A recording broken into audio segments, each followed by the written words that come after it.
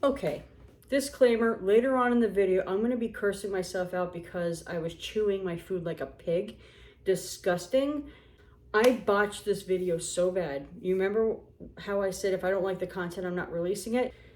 So I'm just going to tell you what the recipe is because it's that easy. I don't even have to show you how to do it. All you need is a quart of beef stock, 1 white or yellow onion, a pound of either cubed beef or hamburger meat, whatever you want, 1 packet of McCormick stew mix, a can of green beans, salt, very little salt, and I mean like 1/8 teaspoon. If that, you probably don't even need it. A pinch of hamburger seasoning, a little bit of parsley, a sprinkle of garlic, black and white pepper, enough pepper to make the onions look dirty. So what I did first was chop the onions, saute them, put the meat in. Of course, I salt, pepper, and white peppered the onions. I put the full pound of meat in, cooked that until it was browned, and then I put the beef hamburger seasoning. I put the beef stock in, and then I added a can of green beans, let it cook. Freaking delicious, awesome. It's a simple meal. If you don't have a lot in your house, I was gonna make taco soup only to find out that I didn't even have taco seasoning. Now, the content. The stories that I was telling in this cooking video was hilarious, and I will keep the Santa Claus story because it's just hilarious. I forgot a prop. I'll be right back. My prop. You'll see exactly why in just a second. So, in high school, I lived in the Jersey Shore. Lived down the shore. Okay. So I worked at this drugstore, and my manager at the time, older guy, no sense of humor, short, cranky, but a good guy nonetheless. He used to drive me home from work because he didn't like the thought of me walking home at 10 o'clock at night going home from work. All right, so this story takes place senior year of high school, long ago, and it's our last 5 minutes on the job before we get to close the doors, run the vacuum real quick, and then scurry our little butts home. Only to find out this older Karen comes in 5 minutes before closing time to do a shop. Well, you technically can't turn people away. If they can do a quick minute shop, they can. No problem. So anyways, this woman comes in. She needs soda. We just get a shipment of Pepsi. I kid you not, it was as tall as I was. You know those blue shelves that they come in, or blue stackable things? So there was this flavor or diet that she wanted. It was on the bottom. She made me pull out, lift this thing up myself. She didn't even help me. Nobody was there to help me because Diane was at the register. So I pick this thing up and pull out 4 of these damn bottles so that she can eventually come around and purchase them. And I said, okay, is this it, ma'am? Nope, I'm gonna go do a shop. I'm like, oh, come on. So I look back at Diane, I'm like, great, well, we're gonna be here all night. So sure enough, 9:05, she finally checks out with the same 4 bottles. She went down every freaking aisle to not get a single thing, okay? Now this annoying human being checks out to add insult to injury, she pays with check. Do you mean to tell me that she doesn't have $3 in change somewhere in that purse of hers or a credit card? No, she's got to use a check. And further insult to injury, she writes it down when the computer does it for her. Now, let me tell you how the check thing works. I need her driver's license. Now, back then, 24 years ago, 24 years ago, it wasn't the hard plastic then. It was like a laminated paper, and she didn't even have a picture on her license, just had her license number, her name, whatever. So you need to punch in the license number. Now, New Jersey has a long license number, so I sit there and punch the whole thing in, make sure it's correct, and then put the check in. So it was a process. But no, she has to write. So she's sitting there writing it number by number, letter by letter. So we're sitting there like, you know, the computer could do it for you. She's like, nope, I'm going to write it myself. So she does that. She got her hair up in a stupid bun. I should have propped my hair up. So she's just one of those ladies, right? Cranky old ladies. Not old, like upper middle age. So then she finally writes this check. Now, another disclaimer. This is after 9/11. Remember the whole anthrax scare? Okay, so it's during this time. So this is my sneeze dominant hand. I guess you know what's gonna happen next. So I have her license in my hand and I'm typing, looking, and I'm like, right? And the thing takes off flying and disappears. The freaking thing vaporizes. So here's Diane next to me going, I hope it's not anthrax. Like this, smiling at the lady. And I'm looking at her from the side like, the lady's freaking out. Oh my God, where's my card? I need to get out of here. And she's like, don't touch anything. Because I was like trying to like put her stuff together. She's like, don't touch anything. So I don't snot on my hand. I sprayed, right? Hence why you cover your face when you're sneezing, okay? So her card, because when you freak out, you go blind, was laying right on the candy, but I can't see because the counter's in front of me. So I'm sitting there feeling around for it, kind of looking over, and the thing sticks to my hand. So I'm like, oh, look, there it is. And I'm holding my hand flat like this. So she rips it out of my hand, and I'm like, do you want me to wipe it off? And I'm not being facetious. I'm like, meanwhile, my coworker literally rolls down on the floor, crouches down, laughing her ass off, going, oh my God, you're killing me. It's the funniest thing I've ever seen in my life. She's like, hey, yeah. I'm like, I was gonna wipe it off for her. She's like, oh my God, you're disgusting. So this lady, like an angry bobblehead, grabs the soda, storms out of the store with now license in hand in her purse, and all you see is this. Poof! Out of the store. So the whole time I'm thinking, oh my God, I'm gonna get in trouble. Like how the owner of that place didn't hear me, or didn't hear all the commotion coming out of the office, because he's right there off the side of the register, like, everything fine? No, he doesn't hear a thing. So I look at Diane, I'm like, do you think she's gonna come back tomorrow and complain? She goes, I'd be surprised if she comes back at all. I'm like, well, we should do this more often. I'm going to leave the Santa Claus story in here, even though it takes me a while to get there. But when I was watching it, maybe it's because the memory, it brings back the memory, so it's really funny to me, but that in itself was hilarious. Again, Diane, let me tell you a little bit about Diane. She was my classmate in high school. We were friends, and she was actually the one who got me the job. She has zero filter whatsoever. Doesn't give a crap about what anybody thinks. Keeps it real, but no filter, okay? I don't have a filter either. I'm gonna be a walking oxymoron here, but I tend to keep it to myself when I'm in public, because my mind is an asshole to the extreme. I'm only like that with friends and family. Only my inner circle is allowed to see the inner workings of my mind. So for the most part, I'm pretty kept together. Unless situations like that happen, then I'm just, you know, she's dying. So we're putting the Christmas stuff together. I'll tell you the story. I'm going to look ahead and see how it is and then see if we'll keep it or not. It was hilarious. Squirrel story. Okay, this is another one I talked in my video. Said in my video. Told, whatever. So I'm in college, right? So I'm on the Rutgers campus. And we leave for lunch after clinicals.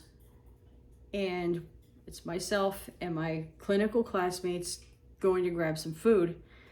And there is a squirrel, okay, on a garbage can. What do? Oh my God, it's a squirrel. I want to touch it. My classmates are like, no, right? They're screaming no. So I go like this. I'm like, it's not even looking. So I thought, we're just gonna, boop. I didn't realize how fast these things were. The thing, whee! Oh, I was like, just the way I screamed, I was like, and the thing jumps up. Of course, my classmates scatter because I jump back into them and they don't want the squirrel to land on them. And then the second we go into the restaurant, I was like, oh, I'll take a bubble tea. And they're like, wash your hands. I'm like, can I place my order first? So when I come back from washing my hands, it'll be in the process of being made. So yeah, that was my squirrel story. My first time skiing, okay? I've never been in a pair of skis. Picture this scrawny little high schooler putting on these big transformer boots that practically came up to here. So it was like, boom, And to add insult to injury, is after you slap the skis on, it's even harder to maneuver. No sooner than I walk out, put my skis on, grab the poles from the stand outside, I start rolling or sliding, and I have no idea how to ski. The ski lesson wasn't until 4:45 in the evening, so I had plenty of time to practice that in itself. Okay, so I don't even get like towards the ski lift. I fall over. It takes me, I felt like it was 45 minutes just to get up, because I'm sitting there because I'm like, oh my God, I'm moving. You know, stupid high schooler reaction. So I'm sitting on my skis. I'm like, eek, eek. Now, I'm not chunky like I probably would have a harder time now.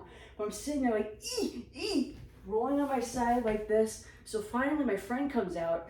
She takes her sweet time. And she's like, oh, roll on your stomach. That's how you get up. And I'm like, she goes, you can also pop the skis off. I'm like, I thought they screwed them in. So as a beginner, they don't put them on tightly. So you can just take the pole and click them off. I didn't know you could do that. So that was my first experience. I didn't know how to get on a ski lift. And bending like this, as if I'm ready to take it up the tailpipe, and the thing, poof, like kicks me in the ass and knocks me on my face forward. Like, you would think I was doing it on purpose. I was the most awkward skier you would have ever met, okay? My friend's hysterically laughing. She's like, no, you gotta like stand straight and just, when it comes towards you, just kind of hold the railing. Okay, so second time around, I finally successfully get on this lift. So when I get up there, I'm like, I have no idea what I'm doing. So now I'm freaking out because now I'm on the hill. I have no idea how to ski. The people up there were nice enough to say, hey, if you put your feet in a wedge and you turn like this, so I do it. Of course, I fall halfway down, go skiing on my butt. Oh, I finally get it. And I'm like, I get it, I get it, I get it. And as I do that, I fall on my face. My friend goes, man, you suck. So now, ski lesson time. Mind you, it's 50 degrees that day. But come after lesson, sun setting, temperature plummets. So now you're talking 25, 30 degrees. And everything freezes over. Second time, I hit ice.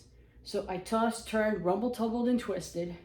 And this heavy-set New Yorker lady stands above me like this going, yeah, your legs backwards. So sure enough, this is the one ski that didn't fly off. My poles went this way, this ski went that way.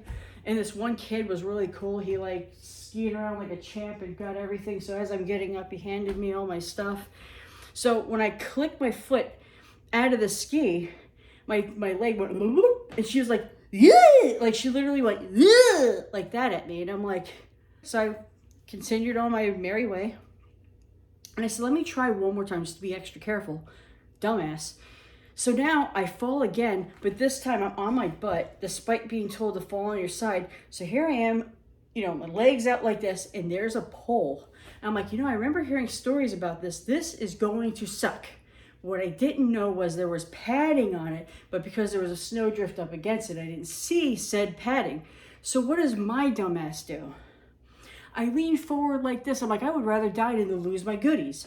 So I'm going like this, and then I put my hands out in front of me like this. I'm like, well, it'll hit my hands, and then my face will break the rest of the fall. Fortunately, after I hit all that powder, poof, everything's white.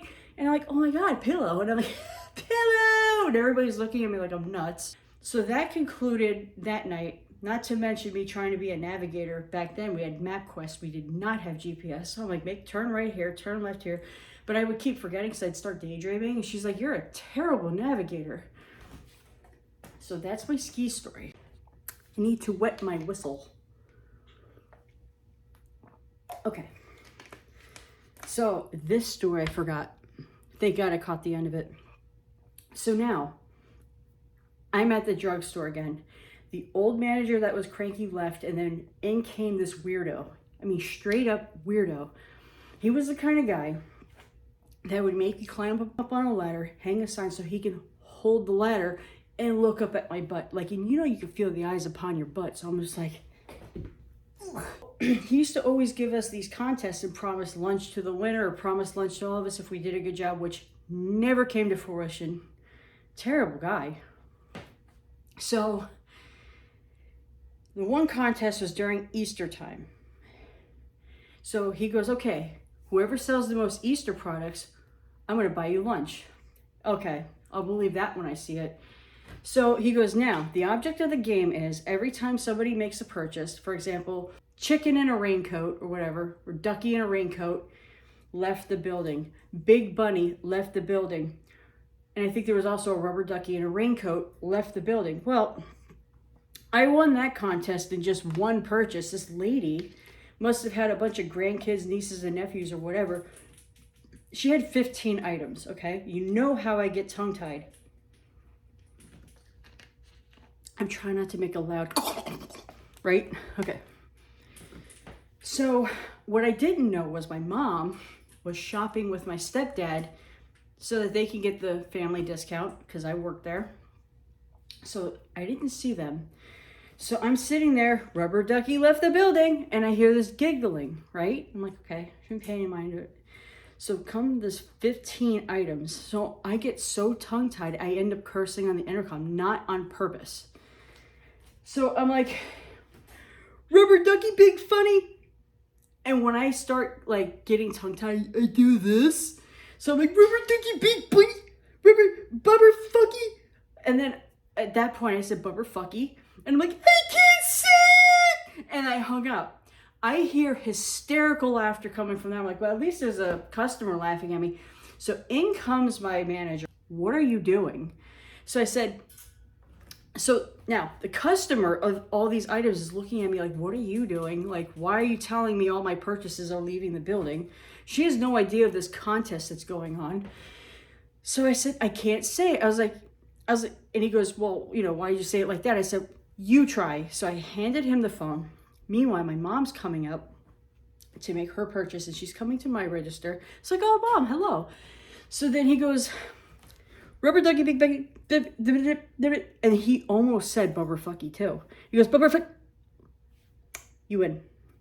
So I hung up the phone. My mom goes, see, she told you couldn't do it much better than her, could you? And he's like, oh, you know, she's such a good employee. We're so happy with her. Meanwhile, he was getting ready to lecture me. So my mom goes, yep, I know, she's my daughter. So she makes her purchase. And to this day, when she tells me about my job at the drugstore, that story comes up because it was so funny because she heard me over the intercom in front of everybody because Easter weekend was the most busiest down the shore. Everybody's Catholic. So everybody's getting all the chocolate bunnies and all these things. And here I am, I can't say it. So Mom loses it. Get ready for my Christmas decoration story. This is with my prior manager who was the cranky one, but a good guy. All right. He goes, here, grabs me this cart full of boxes, put up the Christmas decorations. Okay, which ones? Just put them up. So he gave me the cart. It was a Santa Claus, an elf, and a snowman. Well, Diane and I were in the back putting these stupid decorations together. They were easy to put together relatively. Taking them apart, not at all. This stupid Santa Claus doll. I put this damn thing together only to have my manager go, what are you doing? And I'm like, what? You told me to put them out. He's like, not all of them. Come on. I'm like, no, I asked you which ones. You said, take the cart. I said, I don't know if you have so many. He goes, just take them apart. Whatever, just take them apart. Fine. So I'm mad. So is Diane.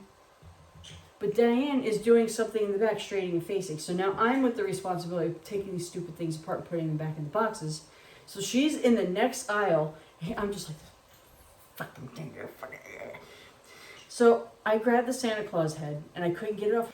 So I stand with my feet on the ring and I'm like, and all you hear is this loud, and his head goes flying.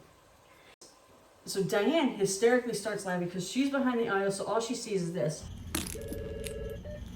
I'm laughing because I'm watching the whole thing in slow motion. Want to see it again? And I hear my manager yelling at me, what are you doing? Stop playing. I'm like, I'm trying to get it off the thing. Diane and I are laughing. So I decapitated Santa Claus right in front of a customer. And the customer even started laughing. All she sees is like a sigh.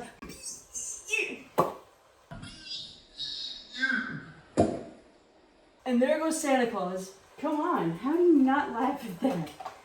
You'll hear me complaining throughout the rest of this because I cut out pretty much all of the rest of my cooking video because I'm sitting there like a pig. So it's disgusting. If I can't sit through it, I kept my promise. I will not make you sit through it too.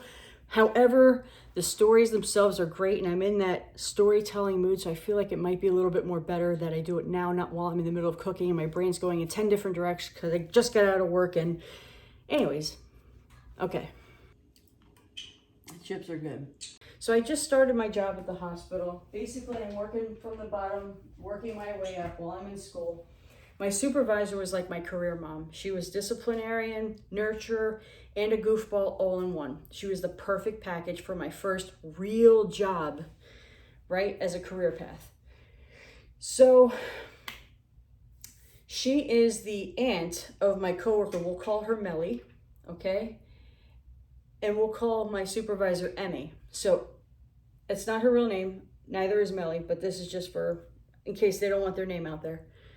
So Emmy is technically Melly's aunt because she was dating Melly's uncle for 20 years or whatever until they broke it off. So even still, Melly calls her Titi Emmy or whatever.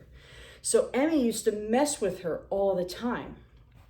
So one day she's leaning on the wall. Here she is sitting there getting ready to answer the phone. She's like, and Melly's going like this. And I'm like, what is she doing? What are you doing, Emmy? So she goes, I'm trying to push the air through my asshole. So then Melly's like, oh God, please don't do this. So she's like, no, I need to pull the air through my asshole. I'm like, what? Within a flash, she sits on my coworker's lap, farts real quick, and then runs near me. It goes like this. So then she goes, Titi, come on, what is wrong with you? She goes, it didn't stink. There's no spice. The two of them were hilarious to work with. So then this other time, she taught me how to wand and file. So wanding and filing is basically when you get an x-ray. Now I'm at the point where I'm filing. These filing cabinets were yay high. Right? And I needed a step stool because I'm short to put the files on the top. So I get this stupid itchy feeling in my leg. And I'm thinking, it's one of these. So next thing you know, I shake it down, right? I was like, I'll deal with it later. I'm filing. So Emmy, my supervisor, goes, what's that in your leg? So I go, well, I'm not going to actually do it. I'll just grab this. Pretend it's my underwear. I go, it's just a stupid Well, before I could say dryer sheet, I realized right away it's my underwear. She folds back in her chair. Her face is purple. She's laughing so hard, along with everybody in the room that's watching, because I'm new. Everyone's watching the new kid, right? I was like, well, at least they're clean. They laughed even harder. So who does that? How does all this stuff happen to me? I guess it must be written on my forehead. This is the clown of society. Yeah, that happened. That's a real story. And I am honored to tell it to you again. All right, I'm gonna keep going back and see how much of my stupid chewing that I had to cut out, and I suck at telling stories when I'm sitting here leisurely cooking and eating, so I feel better. I'm like a little bit more hyped. Plus, for some reason, I get my second wind. All right, so I decided to cut out the video altogether. The next clip is gonna be cursing myself out. Anyways, so long story short, I'm just gonna tell you this 2 stories here. The first one is the pool story. The neighborhood I grew up in New Jersey, we were all related. So my grandparents, my cousins, my aunts, uncles, whatever. So anyways, they had this bright idea to get this kiddie pool. So it's like one of those plastic pools that stand up about, about waist high or whatever. So they fill this thing up.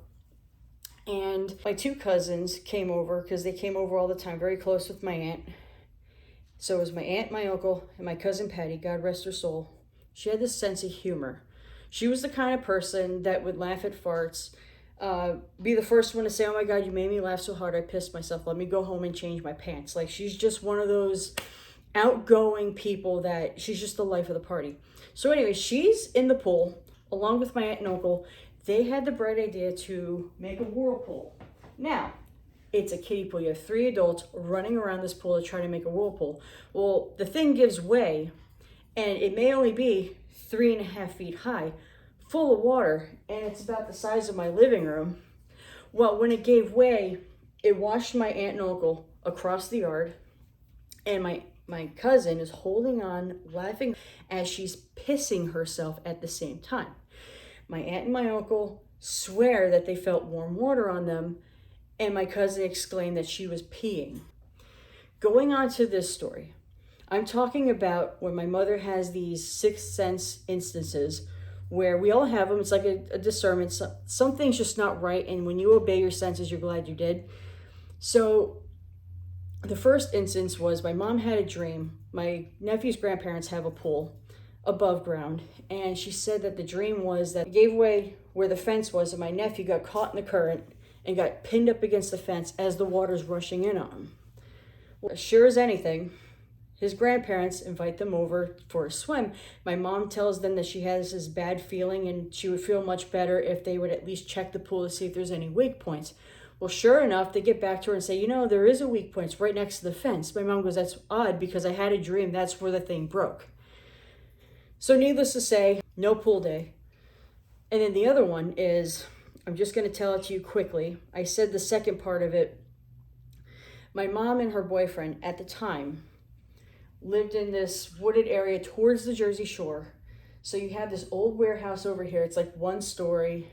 It looks like a long shed, okay? And then you have this thick sand. It's like beach sand. So when you run through it, it's like you're running in place. It's thick. You have the orchard over here, warehouse and sand over here. You have the woods over here. And straight in the back is more woods with a creek in it, okay? So daytime, nighttime, whatever, I used to go for my nature walks, but for whatever reason, I had a bad feeling. But like a bad horror story, instead of turning around and running this way, I decided to get closer to the woods, only to find the trees shaking vigorously. I don't know if it was an animal or that weird hermit that lived in the back of there, which he moved in that summer, lived out of his truck. Strange guy. So the trees are shaking. I had the dog on a leash. I ran so fast, as a Cocker Spaniel. He couldn't keep up with me. I was dragging him through the sand. And I'm like, oh my God, Bentley, let's go. So I ended up picking up this dog, still speed running as fast as I can. And then the story continues where instead of running into the house like a normal person, I hide behind the storm shed to see what happens. For the love of God, my chewing is insufferable. I am sorry. Like a fucking pig. Anyways, long story short, I'm hiding behind the storm door instead of running in the house like a normal person. And I figured if worst comes to worst, my stepdad would come out and save the day, hopefully. Only to find my mom jumping in the car, speeding towards the woods where I was, leaning on the horns with her high beams on. So I didn't want my mom out there alone, so I ran in off after her and said, Mom, what are you doing out here? She goes, I had this terrible feeling. I wanted to make sure you're okay. Now, again, I go on nature walks all the time, including at night. But for some reason, it was that particular night she had the urge to go out and save me. So I told her I had this bad feeling. So I ran back to the house. She goes, man, it's the same exact feeling I had when your eldest brother was in the bathtub with the blow dryer. Jinxing the ER. Medical staff are very superstitious when it comes to saying, wow, it's really calm right now. It's so quiet. It's so slow. The second you do that, that's when things go crazy. Well, sure enough, I don't believe in it. I'm not a superstitious person for the most part. So I go there, I work the night shift, and I'm hanging out with the charge nurse in her office in the ER because we're friends. And I say, man, it's so quiet. She looks at me. And the second I ended that sentence, you hear trauma alert by ground 10 minutes. She screamed at me, get out, and she was serious. So I said, come on, you guys don't seriously believe in this, do you? She goes, absolutely.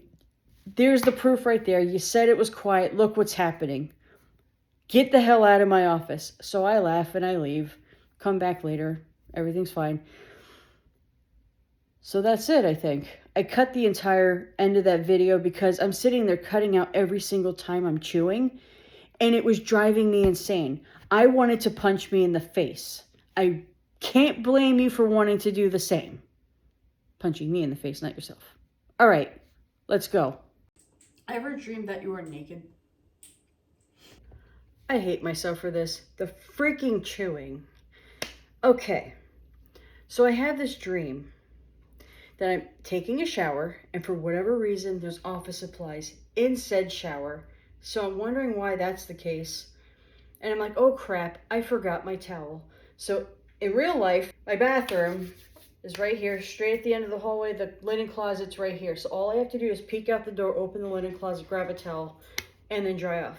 Well, in my dream, that wasn't the case. When I flung the door open, why I did that, I don't know. There was my class, ha ha ha, laughing at me. And then they had the bright idea to try to grab my goodies. Okay, so the students are like, I'm going to grab her boobs. I'm going to grab her butt.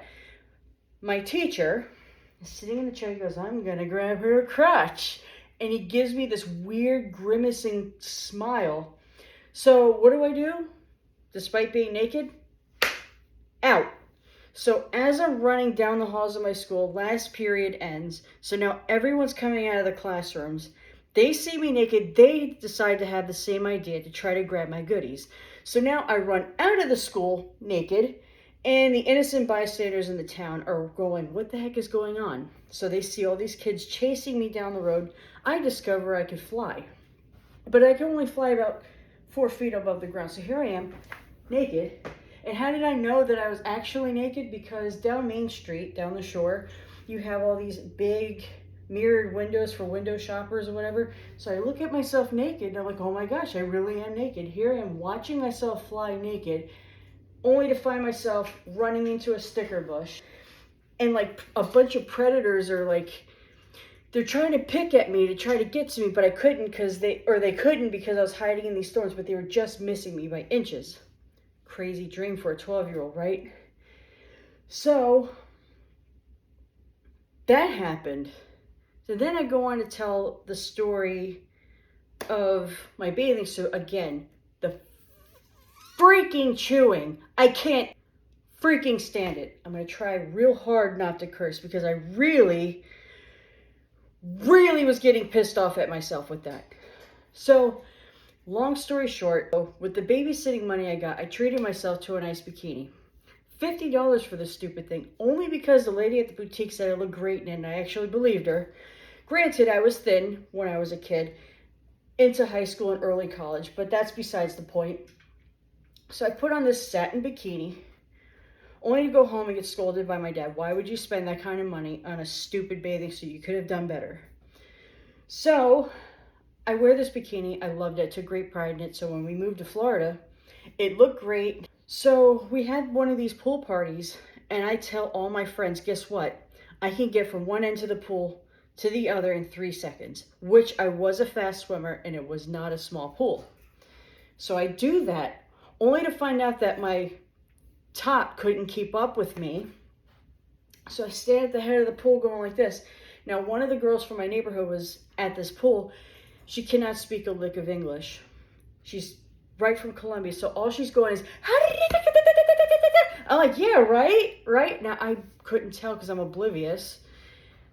And Kenny, one of my friends, goes, your bra's down, or your top's down, whatever. So I look down, I'm like, oh.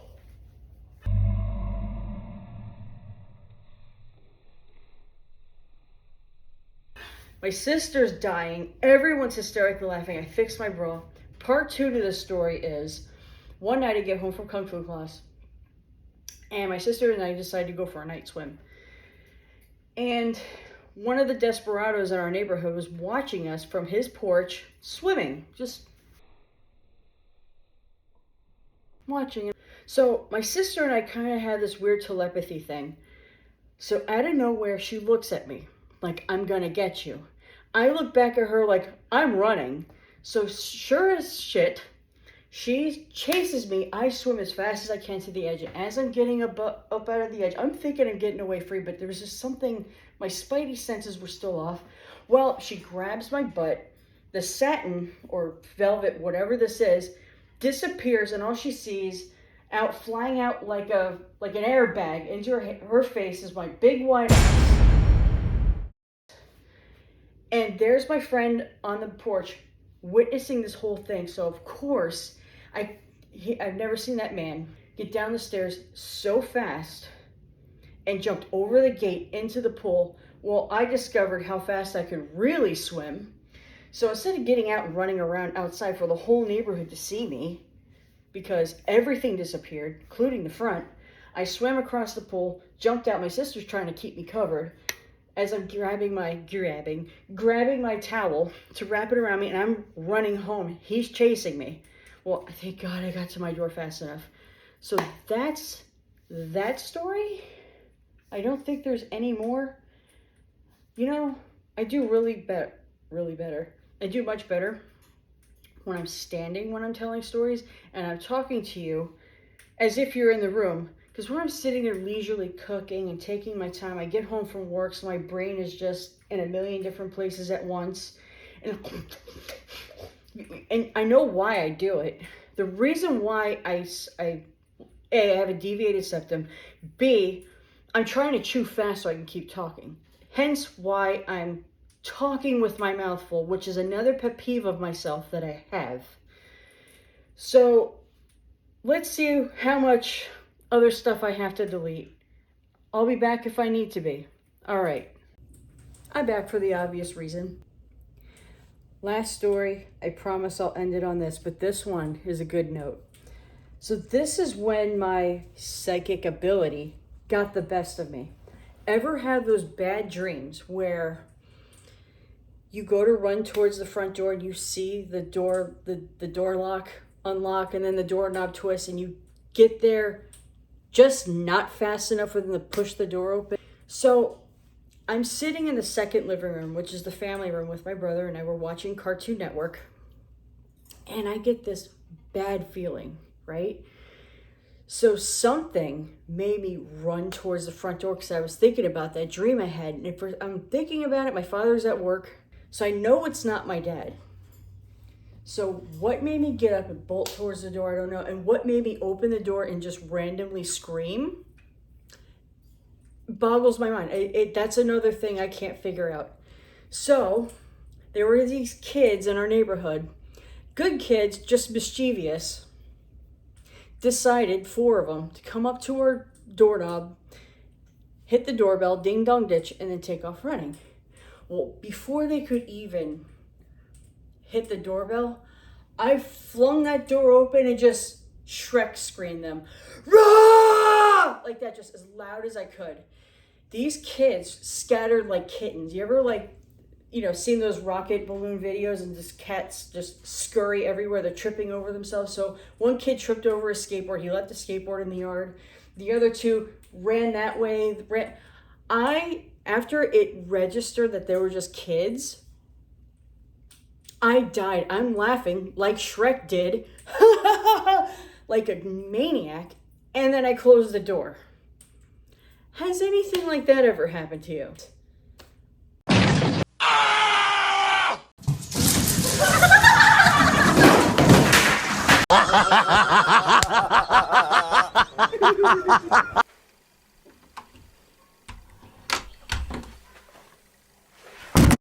I'm going to end it on this. I love you guys. I'm probably going to do some more editing before this because it's chewing. I think I'm just going to retell the stories like this because I think I'm doing a little bit of a better job this way than if I'm going to sit there cutting every single piece out, except for the Santa Claus story. The Santa Claus story stays because I think I did a pretty good job with that one. I did it while I was at work. I had a break and I was cracking myself up the whole time doing it. All right. Love you guys. Peace out. I think I was going to have another little catchphrase. Loves and squishies, loves and fluffies, whatever. Anyways, bye.